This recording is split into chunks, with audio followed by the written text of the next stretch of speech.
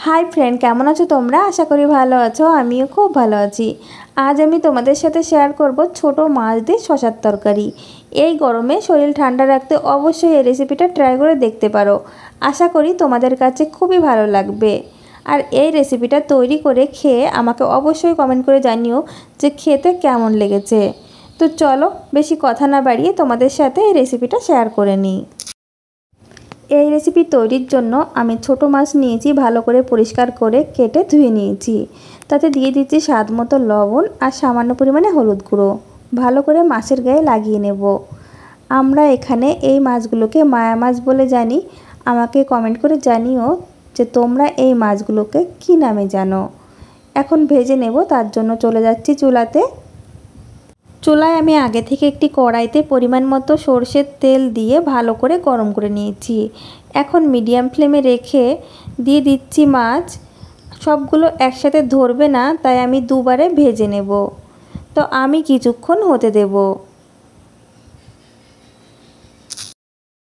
কিছুক্ষণ পর আমি উল্টে দিচ্ছি। খুব বেশি কড়া করে ভাজার কোনো দরকার নেই, হালকা করে ভেজে নিলেই হবে, যাতে মাছের কাঁচা গন্ধটা চলে যায়। উল্টে দিয়ে আমি অন্য সাইডেও কিছুক্ষণ ভেজে নেব। মাছ আমার ভেজে নেওয়া হয়ে গেছে, এখন আমি তুলে নিচ্ছি। আর একই রকমভাবে বাকি মাছগুলো আমি ভেজে নেব। ওই মাছ ভাজা তেলের মধ্যে দিয়ে দিচ্ছি একটা গোটা শুকনো লঙ্কা, হাফ চা চামচ রাঁধুনি। রাঁধুনির জায়গায় তোমরা জিরেও দিতে পারো, তবে আমার কাছে রাঁধুনির ফ্লেভারটাই বেশি ভালো লাগে। তোমরাও দেবে, দেখবে ভালো লাগবে খেতে।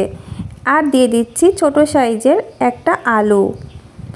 দিয়ে দিচ্ছি শসা, আমি একটু লম্বা লম্বা করে কেটে নিয়েছি। এখন হাই ফ্লেমে রেখে আমি 2 মিনিট মতো ভেজে নেব। 2 মিনিট ভেজে নেওয়ার পর আমি এর মধ্যে দিয়ে দিচ্ছি 5টি চেরা কাঁচা লঙ্কা আর স্বাদ মতো লবণ, হাফ চা চামচ হলুদ গুঁড়ো। এরপর আমি আরও 2 মিনিট মতো ভেজে নেব। হাই ফ্লেমে রেখেই ভেজে নেবে, শসা থেকে কিন্তু অনেকটা জল বের হয়। হাই ফ্লেমে রেখে ভাজলে শসা থেকে জল বের হবে না। আরও 2 মিনিট মতো আমি ভেজে নিয়েছি।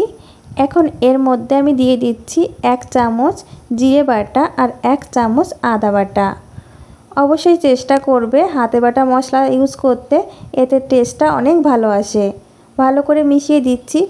মশলাটি যাতে পুড়ে না যায় তার জন্য সামান্য পরিমাণে জল দিয়ে দেব।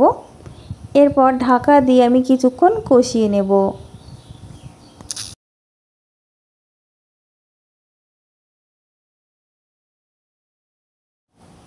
কিছুক্ষণ কষিয়ে নিয়েছি, ঢাকনা খুলে নিলাম।